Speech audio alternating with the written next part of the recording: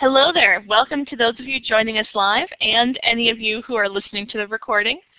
My name is Stephanie Richter, and today's topic is Blackboard II, Building Your Blackboard Course. So again, I'm Stephanie Richter. I'm the Instructional Technologies Coordinator with the Faculty Development and Instructional Design Center here at Northern Illinois University.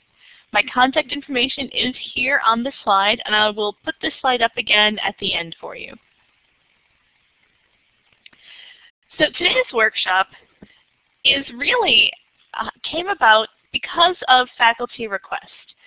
So our first workshop on Blackboard is Blackboard I, is sort of an introduction or an overview, if you will, of Blackboard.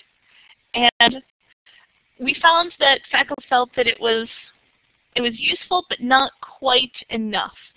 They wanted to have more guidance and more really a deeper dive into some of the more advanced features that are available in Blackboard.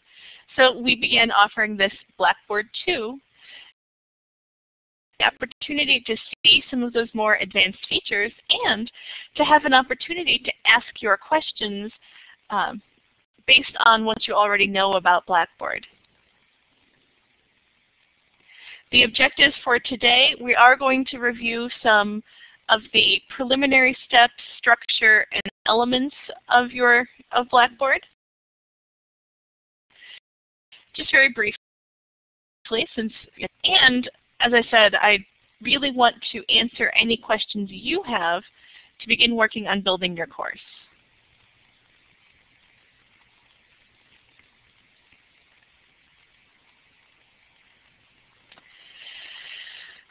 So, when you start using Blackboard, the course itself is empty, and it can be really, I think, quite intimidating. And you have to have somewhere to start. So these are the questions that I recommend for faculty. When I started using and building a Blackboard course for the first time, I just sort of indiscriminately turned things on or off and changed names and moved things around. And I found by the time students got into it that my organization, the way that I had placed things wasn't really organized, didn't help them find things, and really didn't serve the purpose of the course. So then I had to change things. And I would rather not see anyone else go through those same mistakes. So now I recommend starting by asking yourself a few key questions. First of all, why are you using Blackboard? And I don't mean, philosophically why use Blackboard. I don't mean why use Blackboard over something else, but you're putting materials on Blackboard, and you really need to examine what the purpose is that you're trying to serve with that. Are you trying to convey course information to your students? To sort of generally make things accessible to them so they're easy for them to find? Do you want students to submit their assignments through Blackboard? It's certainly, I think, more convenient in many ways than carrying around stacks of paper, but there are pros and cons, and that's something to consider as you look at your purpose here. Do you want to track student grades in Blackboard? And I really think that this is less of a grading function and more of a communication function, honestly. But Blackboard gives you the ability to display those grades and help students follow along with tracking their progress. Blackboard also can facilitate a great deal of collaboration and communication. So I would just ask again that you think about how you might use it for, or if you plan to, if you need to for your course, use Blackboard for any sort of collaboration or group work, communication via email or announcements, and others. There are many, many purposes, many reasons why you might use Blackboard. And of course, these are very different based on whether this is a fully face-to-face course, whether this is an online course, or maybe a hybrid. As your course type, your course methodology changes, so will your purpose. And right now I'd invite those of you who are here now, just take a moment and type maybe into the text chat some of the the purposes that you want your course to, your Blackboard course to fulfill.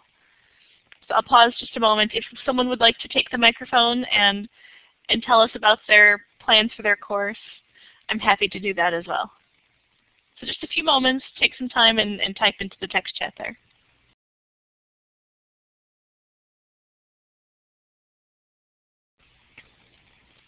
So for those of you in the archive, I'm just going to read these out. William says, schedule assignments, reading materials. So a lot of that is very sort of administrative and organizational. A discussion blog, references, a syllabus, really a central point of contact. I think that's a great way to think of Blackboard, is sort of the central hub for everything that goes that can happen in your course. A place where they can go when you're not there in front of them.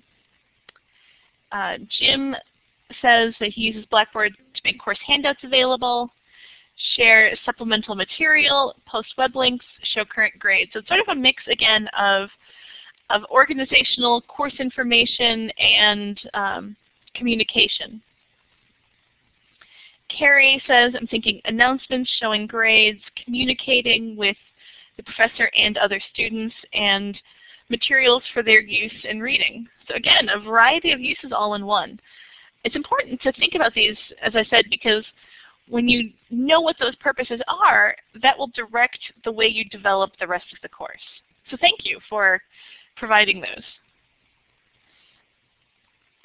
Once you have that preliminary purpose figured out, then you can start looking at course structure. And I'll show you a few ways that you can use this. But I think the two ways that you make the structure most visible to students would be through the course menu and through the way you organize the documents and other materials that you put into your course. So there's certainly no single way to do this, and here at NIU we leave that open, quite open, I would say, to individual faculty and instructors to determine what the best structure is for their course and for their materials. So you have full control over the course menu, how that's laid out, what components are there, and then within that menu you can organize the items in your course, whether those are assignments or readings, either functionally, like readings and assignments, or perhaps more from a process or a progress standpoint, and create individual sections for units or weeks. But that's really up to you and the information architecture, really. It's almost website design when you think about how those materials will be organized and presented. And then you should also consider what you will be requiring that students do or complete within Blackboard. If all they need to do is come in and view materials, then that should be the foremost part of your hierarchy. However, if you have more activity-based items for students to complete, then again, those need to maybe take a little more precedence. You may also have some optional activities for students. For example, I always post a great deal of required readings. I have a lot of articles that supplement the textbook.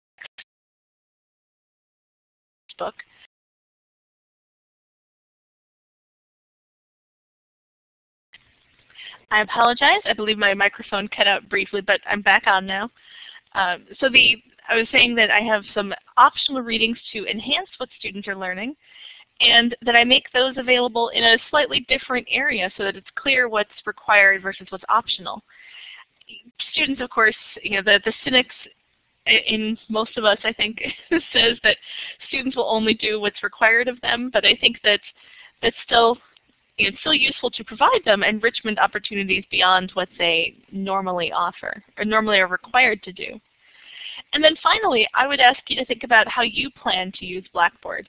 This could be as simple as looking at how you will grade assignments if you're going to grade submissions made through Blackboard, or how you will post grades. If you're teaching face-to-face, this could be, I've seen a lot of uses where you can post materials in Blackboard that you don't necessarily need students to access, but you want to access when you're in the classroom. So it almost becomes a virtual flash drive, if you will, where you can have materials for your use that aren't necessarily for student use. So again, there are different layers to how you structure your course in Blackboard. William, I'm going to put your question off for a little bit. Keep on it. I will add that to my list of things to talk about is clickers in Blackboard. But I have a section where we'll do more demo, and I will point some of that out for you. But it's on my list now. Thank you. So if you aren't familiar with what students see, it's very similar to what you see, but it's always good to know exactly how students are viewing your course. As a Blackboard community in general, we've been asking for a student preview for quite a while, and we'll see how that turns out. But in the meantime, here at NIU, we can provide you with a pseudo-student ID. Essentially, this is a ZID. It's a pseudo-student ID because you aren't actually a student when you sign up for one of these. But it gives you a ZID that you can enroll in your course and then log in with that ZID as opposed to your faculty ID and see exactly what students see. In fact, you can interact with the course in the same way that a student does, including viewing assignments, taking tests. It's really, I think, a remarkable thing to really know how students are going to interact with your course. So you do need to request a pseudo-student ID unless you happen to have a ZID already. So the form is at itsforms.niu.edu, and it's a fairly complex form. We have instructions at blackboard.niu.edu, which is our Teaching with Blackboard documentation site. And you can search for pseudo-student there to find the instructions on how to navigate through their form. Once you have it, it'll take 3 to 5, maybe 2 to 4 days to receive the ID. And then, like I said, you can enroll it in your course as a regular student.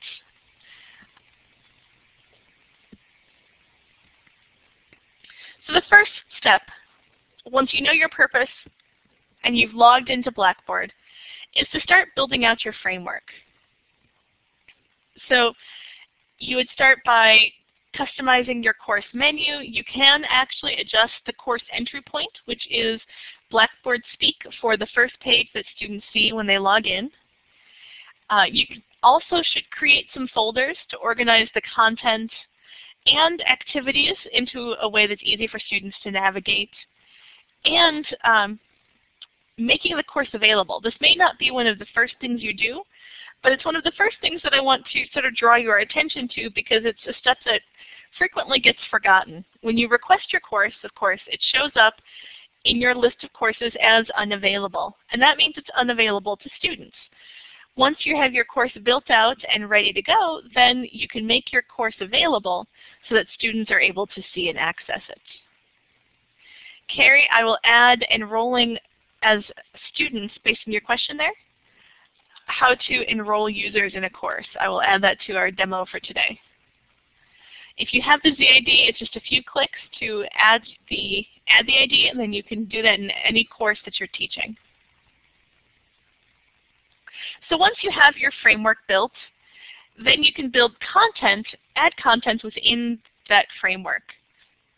I usually start with some folders, and I'll show you actually kind of a neat way to do it. I tend to build out one folder with some placeholders, and then I copy that for each week or each section so that I have a consistent structure throughout the course. The consistent structure, I can't emphasize enough how much that helps students navigate your course and find materials really much easier and much more successfully than if you don't have that consistent structure in place. So when you're adding content, it can be a variety of options. Here is a screenshot of what you can add in Blackboard. Most of the time, I think we'll add some items, maybe a few web links. There are more advanced media types you can add, and we can look at some of those as well. So there's my quick run-through from my perspective of developing your Blackboard course. I'll go through and demo some of this for you, but I also want to take a moment and reiterate, a few of you have already asked some questions, but if you have more questions about Blackboard and about specific features you'd like to learn about, go ahead and put those in the text chat before I launch into the application share. I'm also going to take this moment to go back a little bit. Will, you had asked about clickers. I don't know if you have accessed our page, but I'll find the link and forward it to you in just a moment here. We have a page on our website about using clickers because they're becoming more and more significant, I think, here on campus. We also have, William, an online session like this one coming up in early August. I want to say it's August 2nd even, maybe. I can find the date on that as well, for an overview of clickers and how they work. August 5th is actually the upcoming online clickers workshop. So within Blackboard, when you use the clicker system, it can automatically download your roster of students. So students can, once they've registered their clicker, will automatically show up within the Turning Point software as part of your roster. And then you can import the results really from a clicker session. So if you've held a session and maybe had an in-class quiz or just a few questions for attendance, and you want to upload those back into Blackboard, again, there's an integration that will automatically push those results from the clicker software into your Blackboard Grade Center for grade calculation or just tracking purposes. So again, the website there in the text chat will tell you more about the clickers in general and how to get started with requesting a kit and putting it in order with the bookstore, but as well as links to documentation on how to get started using the actual software. But as far as the Blackboard integration goes, those are the two key features, is pushing out the student list into your clicker software and then pulling in the results from a clicker session into Blackboard. If you have more questions about clickers, right now our clicker support person within our office is Jeff Geronimo, and I would highly recommend contacting him with more detailed questions or registering for the online session that is August 5th. It's a Monday from 2 to 3:30. And in that session, he'll be able to show more about the clickers and answer any more questions. Okay, Jim, thank you. I'm going to also add the content to our list of things today. We'll see how we do. With that, I'm going to launch the application share. It'll just take a moment for this to start up.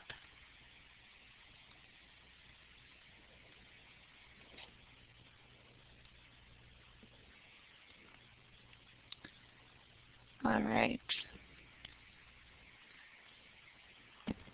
Let me wait for this to update so I see what you see.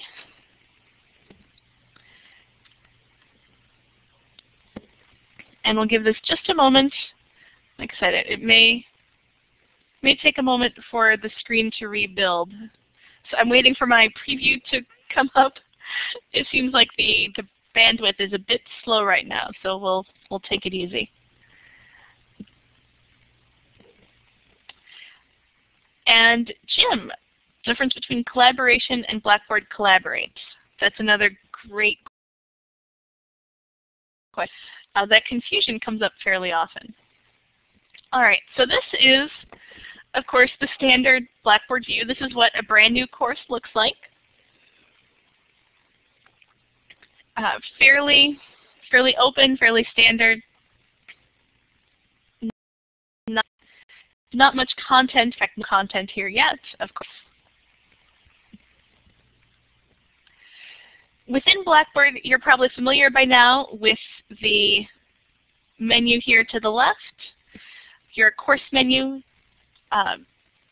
I want to show you a few things about the course menu that you may not have known that can really make working with your Blackboard course a little more efficient. Here you've probably clicked through and accessed many of these. You may not know you can collapse down this top menu. You can also collapse the control panel and open those by clicking that small triangle here to the left of the title.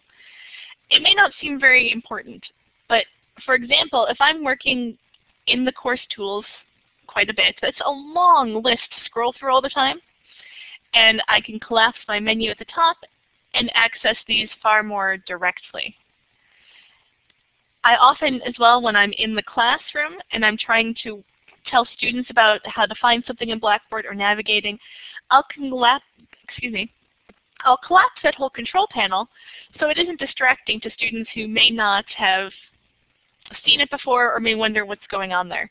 This way it's as out of the way as I can make it, and we can focus on the rest of the course. Another neat feature to the menu that I use really when I'm working in the Grade Center. So those of you who are looking at using Blackboard for student grades, I think will find this useful. If you click the mouse over this gray bar to the right of your menu, you'll see an arrow pop out. You can collapse that whole menu down, and now you have Blackboard full screen. In the Grade Center, this can get you another really 2, almost 3 columns visible. So if you're working with a fairly long Grade Center, it's much easier to work with. So I'll pull that back out.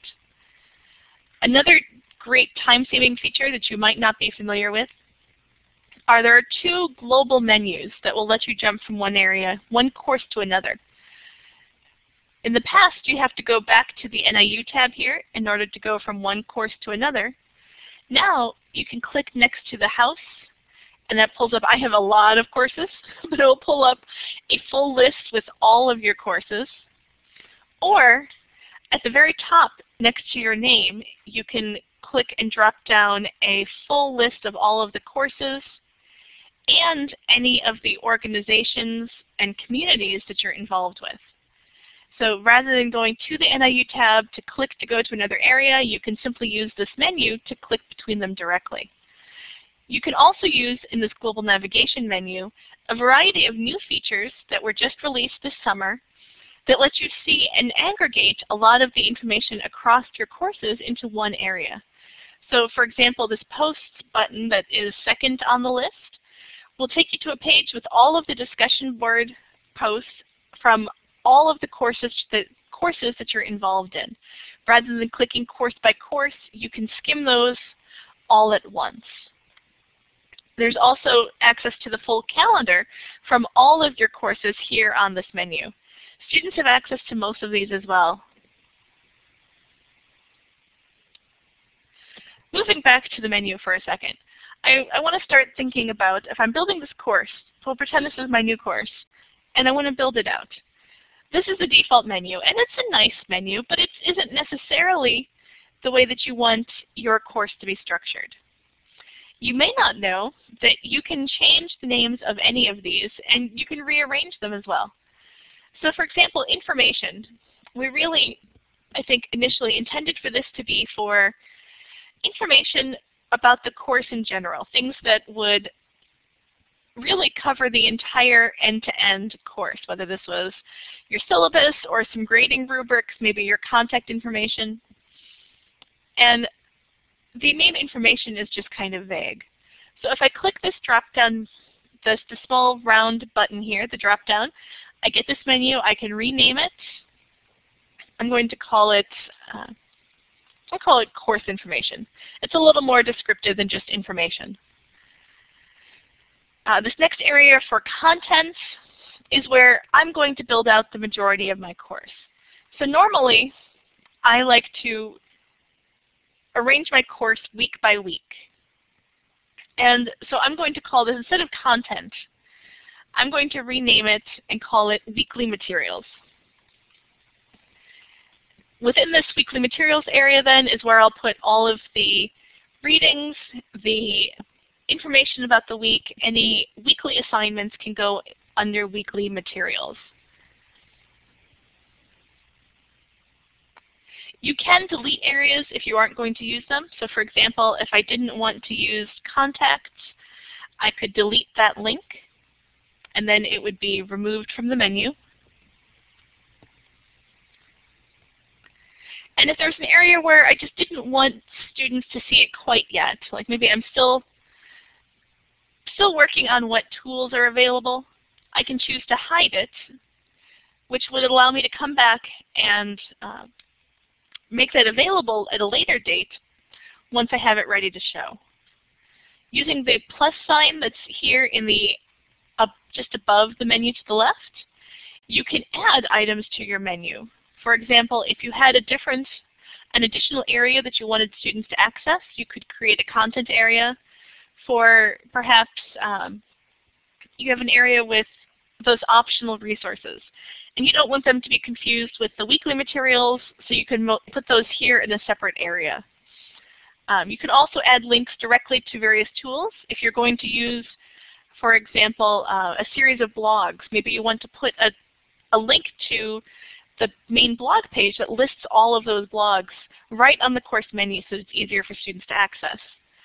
Or if you have a professional standards organization or a service that you need students to use regularly, you can put a link to that website directly on your menu as well. Again, this menu is really how students interact with your course on a day-to-day basis.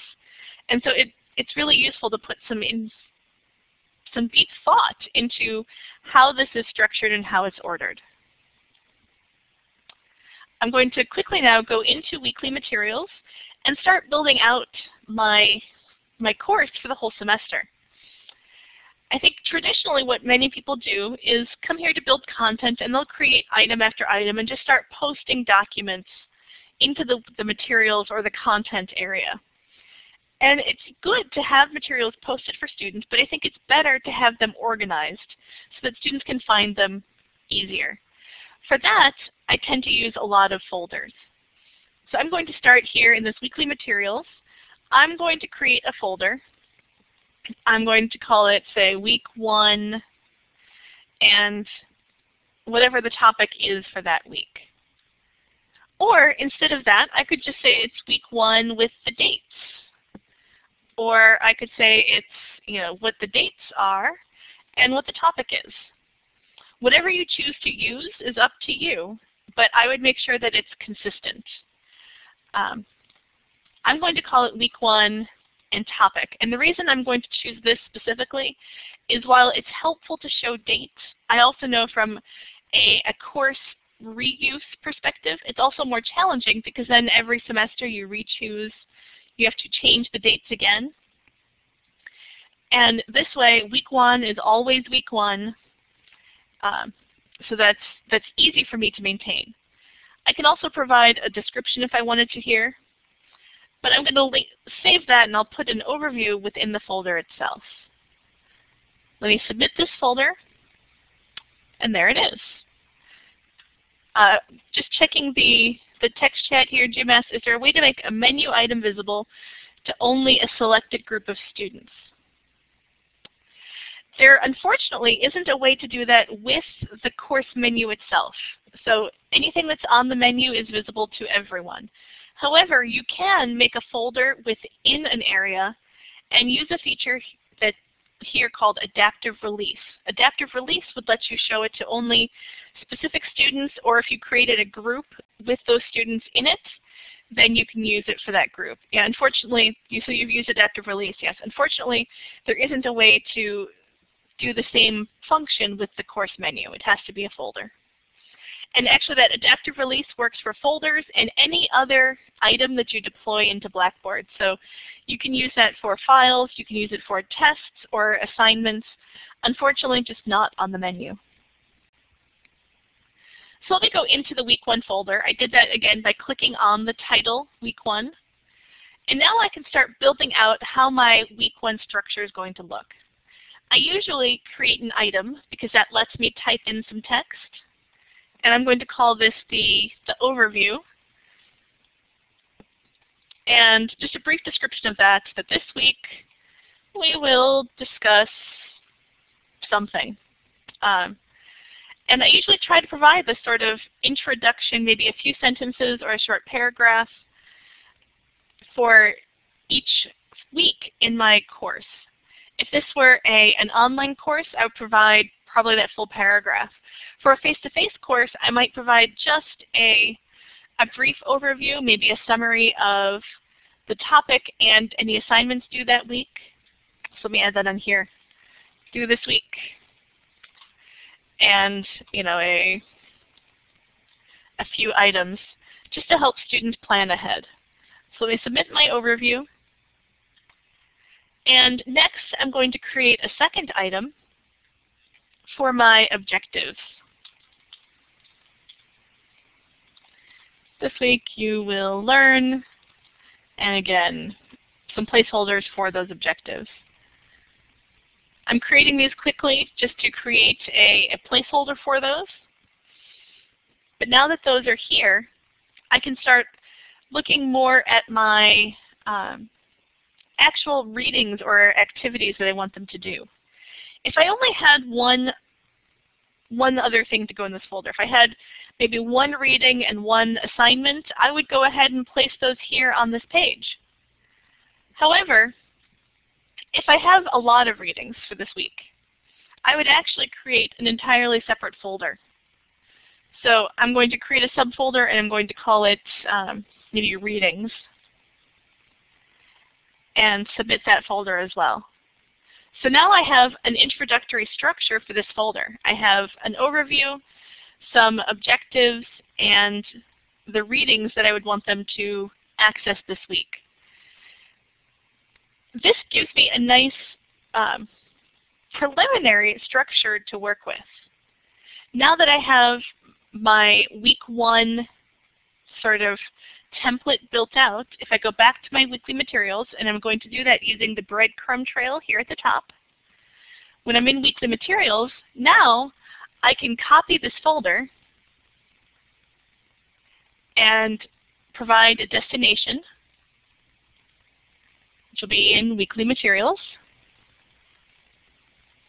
That will create a copy of that week 1 folder. And not only does it copy the folder, but if I go into it briefly here, it copies the contents of the folder as well. So by doing that in sort of 3 steps, by first creating the weekly folder, then creating the templates, the placeholders within the folder, and then copying that folder, I've created a structure that I can copy again and again in order to have a consistent structure. So I'm going to edit this briefly just to change it from week 1 to week 2. And I'll submit that. So now I have week 1 and week 2, and I can continue this, copying it, and then replacing those placeholders in each week. Another suggestion that I have for using these folders is I often place them in reverse order. So week 1 is at first the only thing that I would want students to have visible. So let me change that setting as well. I forgot to do that. When I changed the week number, I also meant to not allow students to view this content. So if I submit that again, now that will be unavailable. So now when students come into the folder, the only thing they'll see is week 1. Then when I make week 2 available in week 2, they'll see both, but week 2 will be at the top. I think this helps not so much at the beginning of the semester, right? When there are only 2 folders, it's not that big of a difference.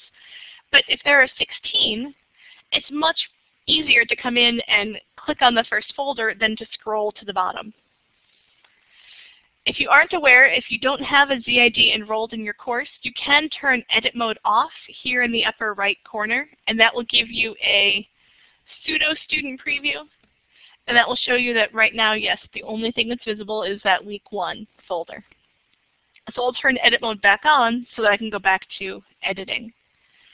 Whether you use reverse chronological order like this or regular forward chronological order, I would encourage you to make sure that these folders are in a chronological order. so that students can navigate them easily. I've seen many courses where things end up sort of in just any order, and then it almost becomes a hide-and-seek game to find the material you're looking for.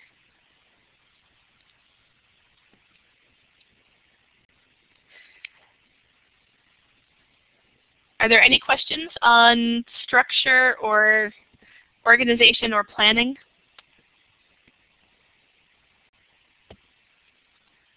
Well, if you have any, feel free to post them. I see one person's typing, so I'll answer it when it comes up. I also want to briefly, since a few of you mentioned discussions, just briefly show you how to create a discussion forum. That is here under discussions on the course menu. And at first there are no items found. That's because I have not yet created a discussion forum. So when I click create forum, I can begin creating it. What I like to do, one of the ways that I use Blackboard pretty extensively, is creating a help forum. And this help forum is where I ask students to post all of their general course questions. It sort of offloads all of the individual emails that I get. They can post it to the help forum, and then I can respond on the help forum, and everyone could see it. So for example, I'll say this is help, and my request is please post any general questions to this forum. I will answer. I always like to give timelines for these things within, we'll say 2 days. That way there's no expectation that I'm answering in 1 hour. I'm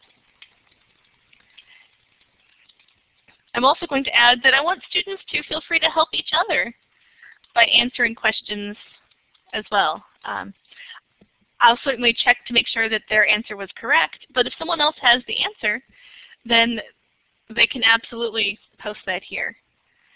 I also want to add, for private questions, for example, grades, please contact me at my email address. There are a few specific settings when I'm making a help forum, a few specific things that I choose. Down under the forum settings, I make sure to turn on subscriptions. So I allow members to subscribe to the forum, and I include the body of the post in the email. The reason why I turn on the subscription is largely for my own purposes. This way, when I've created the forum, I can subscribe to it, and every time a student posts something, I get an email saying that there's a new post. It frees me up from having to check the forum and make sure that students get an answer because I haven't missed their post.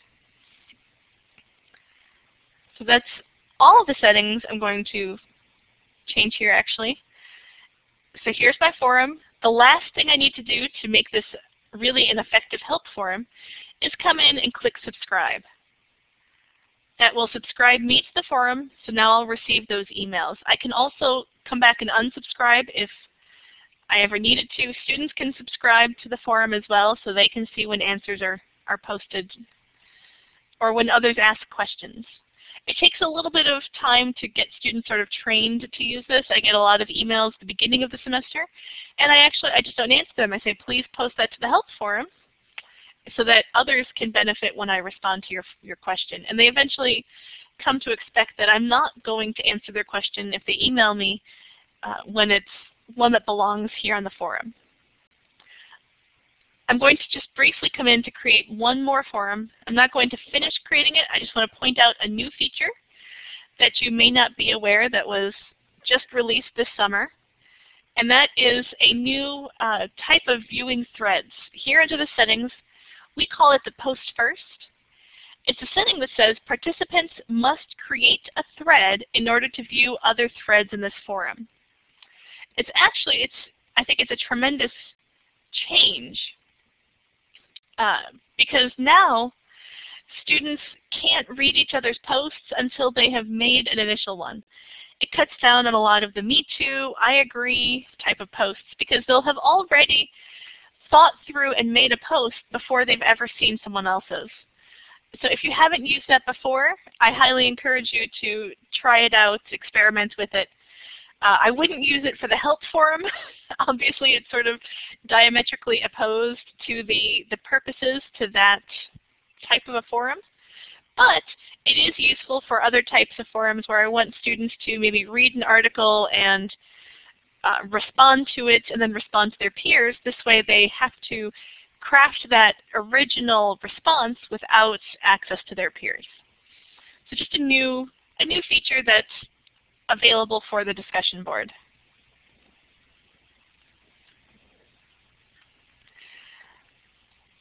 Let's see, Jim, you asked, it would be nice while editing the course to be able to copy from another course. Yes, unfortunately, all of the copying is a copy to. So you start from the place where the item is, and you copy it to somewhere else. You can't pull it in from somewhere. Yeah, I know, bummer. You can, there are some differences. If what you're trying to do is take a file that's somewhere else and pull it into your course, you can do that through the content collection in a way. And so I'll show the content collection in just a second, and I'll talk about how you can access your other courses' content collection. It's not necessarily the most efficient way to do it, but it is a possibility if you just have one file you want to go grab. I'm going to go through the list of questions you've already asked, and Carrie had asked about enrolling users. So let me show you that. It's a little counterintuitive, I think. It's not necessarily the easiest process, but it's not terribly challenging either. If you need to add someone to your course, I would first, before you add them through Blackboard, consider what role they're having.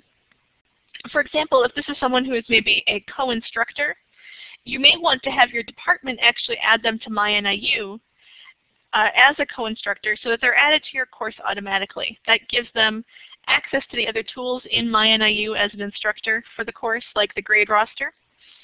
If they are a student who has signed up to the course but they aren't showing up in Blackboard, then I would follow up with, wait a day or two. Sometimes it takes a day for them to transfer over once they're registered in MyNIU for them to show up in Blackboard.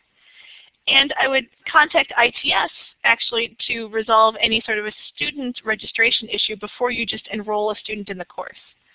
However, if you are adding an instructor who just wants to access your materials, or if you're enrolling a ZID, a pseudo-student account, which is actually why Carrie asked the question, those are perfectly valid reasons to enroll in a student or enroll a user.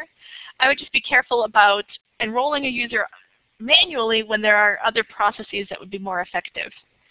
So to enroll a user, you go into your control panel here to Users and Groups, and you'll click on Users. This actually is a great way to see all of the students who are currently enrolled in your course because they're all listed. They may be on multiple pages, but they are all listed here. When you want to add a student or another instructor to your course, you first click Find Users to Enroll. This is the part that's a little counterintuitive because it seems to imply that this search is to find users. Unfortunately, that's not the case. You have to first click the Find Users to Enroll, and then you can search.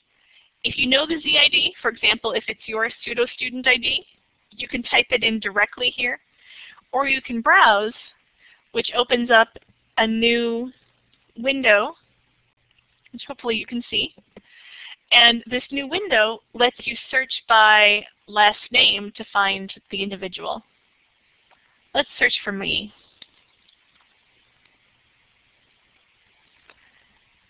So let's see. In all of here's me. This is my ZID. So I can select my name, scroll and submit, and then submit the enrollment to add myself as a student. So here I probably went up, here I am at the very bottom, and now enrolled as a student. If you needed to change that, for example, if you were actually trying to enroll someone as an instructor, you can change the user's role and make them an instructor instead of a student. I'm going to leave myself as a student. And then when you have a manually enrolled user, if you wanted to, you can delete them by removing users from course. Do not remove an actually enrolled student. If they drop the course, they will be automatically removed from your Blackboard course, but don't remove them manually. That's my only caveat there. So if there are any questions about enrolling users, feel free to post them. Hopefully, Carrie, that answered your question. So Jim, let's talk content collection. Content collection is a fairly complex topic, actually. We have an entire workshop just on the content collection that I will be offering sometime this fall. I would encourage you to sign up for it. But in the meantime, there are two different ways to access the content collection. One is here in the control panel. You can open up that panel and get some content collection access. There's also a tab across the top that gives you access to the full content collection. For now, I'm going to stick with just looking at the content collection for this course. The content, essentially any file you add to your course is going to go into your course content space. That's this first option here, this GUI 2010 to, that's the weird, complex course ID for this training course. Your courses will have a simpler course ID. And if I click on that, it actually lists any file that has ever been added into this course. So here I can see, for example, that this blended learning has been uploaded 3 times because it was done in 2012 in July, then again in August, and then in January of 2013. It's the same file name, so it got this weird appended 1 and 2. Within this space, you can actually upload packages of files. So if you had a zip file from, say, a Camtasia or an Articulate or Captivate tutorial, you can upload that using Upload Package. You can also upload files individually by adding up here, just Upload Files. You can also delete files. For example, I am going to delete this original podcasting that doesn't have the 1. I can recycle that from here, and that removes it out of my course content space. If you start using this content area, the content collection area for your course, I think it can quickly become overwhelming as you see the number of files that are here. Every time you upload a new syllabus, it's going to come in here with another number, and it can become confusing on seeing which one's which.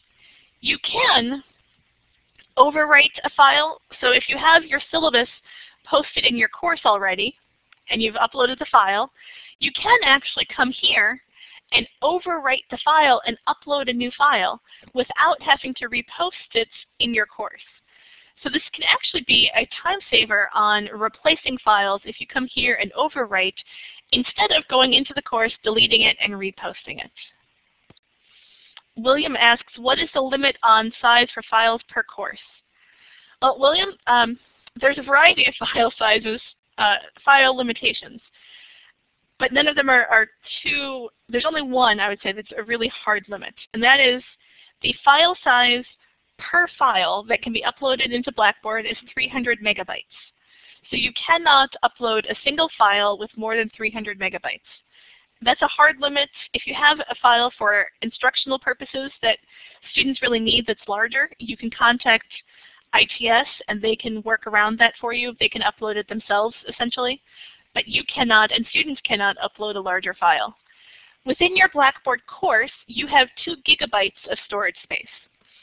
So within that 2 gigabytes, you can upload as many files as you want, as long as they're under 300 megabytes each. That 2 gigabytes is a soft limit. So it's set in place just because there needs to be a limit the way Blackboard is set up right now.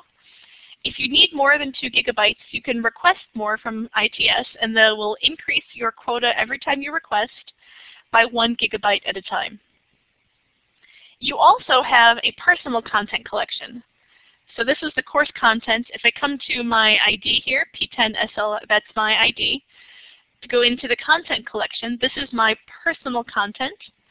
And here, everyone has 10 gigabytes of space. And again, that's a soft quota. Your 10 gigabytes can be upgraded by request through filling out a form with ITS, and it will upgrade with 5 gigabytes. If anyone's watching the archive, I want to point out that all of those are the policies and regulations as of July 25th, 2013, subject to change. But right now, those are all of the file size limits. Hopefully that helped, William. Well, I see we're just about out of time. I'm happy to stay after and answer a few more questions. Oh, I almost forgot. I am going to squeak out one more for those of you who are still listening. Under course tools, someone had asked what's the difference between Blackboard Collaborate and Collaboration. Blackboard Collaborate is the full web conferencing suite that we license here on campus. It's integrated within Blackboard and accessible to anyone who is teaching a course.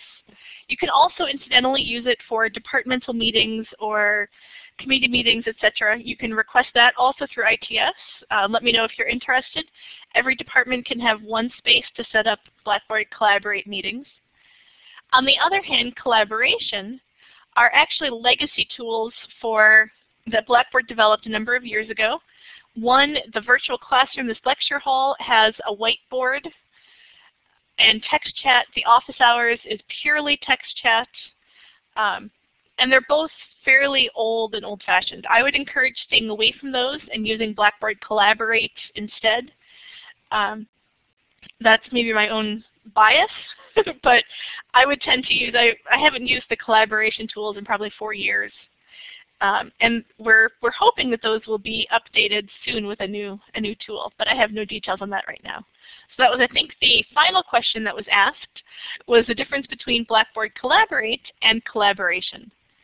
So with that, now I'm going to stop the application share. And as promised, I will put my contact information back up here. So do please send me, if you have further questions, I'm more than happy to follow up with you individually, or you can contact the department and anyone within the department can probably answer your question. But we're always here to help out and keep you going with Blackboard. So again, thank you very much for attending.